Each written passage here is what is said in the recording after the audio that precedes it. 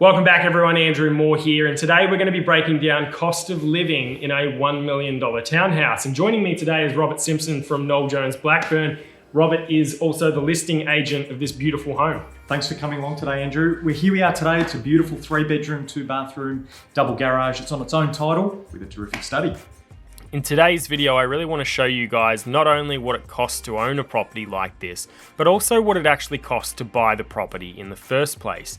How much deposit would you need? And then once you've bought the property, what would your mortgage repayments likely be? So Blackburn North is located 21 kilometres east of Melbourne CBD, which is about a 23-minute car ride. So as you arrive, the first thing that you'll see is this townhouse actually has its own driveway and therefore has no shared land and is actually on its own title, completely separate to the townhouse behind. The front yard has been landscaped and designed to actually be low maintenance. However, you see the large established trees which make it feel like it's been here for quite a while, even though the property is new.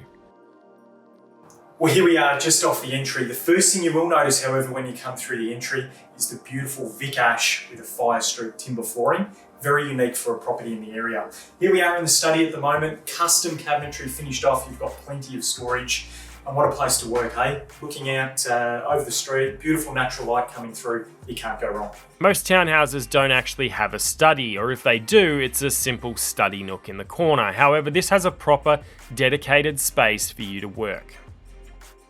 So the first cost that you're going to run into when you own a townhouse like this is council rates. Now, what councils actually do is they work out roughly what your land value is through a valuation, and then what the capital improvements are. So building this townhouse, for example, what the townhouse is actually worth, and then they determine what your rates will be. For this property in particular, it is $1,550 per annum. Once you leave the study, you head down a short hallway which opens up into the main living room. All right, guys, so we're in the heart of the home now. We're in the kitchen, beautifully designed. We've gone the darker cabinetry, stone benches, and of course the timber look as well. Smeg appliances throughout. This one is quality through and through.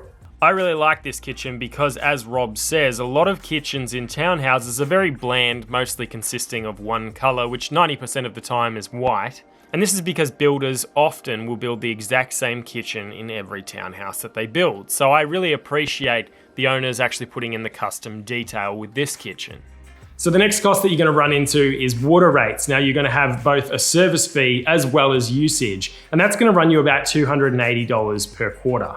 Okay guys, we're in the living space now. What a space it is. Beautiful 9-foot ceilings. The builder has complemented it with the higher door frames and of course window fittings as well, being 8 foot. So you get a lot of natural light coming through into this space as well. Perfect watching TV, of course, at night time. And the dining space, quite a unique factor. A lot of the homes that we sell in the area of this calibre don't quite accommodate a full dining table, so it's great having the extra space here. So the median price for units and townhouses in Blackburn North at the moment is actually $950,000, but given this one is new and it has a lot of features, as Rob's pointing out, you can understand why it's priced $950,000 to $1,045,000. Just off the living room, we have a private courtyard which has bluestone pavers as well as a mix of lawn and landscaping. A lot of townhouses will actually have their outdoor space only separated by a small fence. However, as you can see with this one, the backyard is quite separate from the backyard of the townhouse behind, which adds a level of privacy. So of course, once you buy a townhouse like this, you're going to need to insure it. Now we got 3 different quotes and they all averaged around the $905 per year to insure the building. Heading upstairs, you'll find 3 bedrooms and 2 bathrooms. The master had both an ensuite and walk-in robe, again being a generous size for a townhouse in this area. In this series, we aim to show you properties from all price points, from the luxury high-end right down to the cheapest properties in the country. So if you're new here, consider subscribing for future videos. Okay, let's talk purchase costs for a second. Now, if we're going to put down a 20% deposit, then we're going to need $200,000 for that deposit. Then stamp duty, of course, on a $1 million property in Victoria is going to run you about $55,000. Then we're going to have a government transfer fee of $2,679. Then let's say $1,000 for legal fees, making the total cost to purchase this property roughly $258,000 and some change. Now let's keep in mind though that some banks will actually lend you up to 95% on a property. So if you went down that route instead and put forward less deposit, then you could actually pick this property up contributing only around $159,000 and some change. Okay, so let's talk mortgages for a second. Now, let's say that someone who is buying this property is going to borrow roughly 80%. That's going to be $800,000 if it was bought for $1 million. Then factoring in a 2.7% interest rate, which is a fairly standard interest rate for an owner-occupied home at the moment, factoring in principal and interest repayments, so we're actually repaying the loan over time, you're going to be looking at a monthly repayment of around $3,243. It's also important to keep in mind though that if you have a bigger deposit and you're borrowing much less than 80%, then of course your repayments are going to be much lower than this.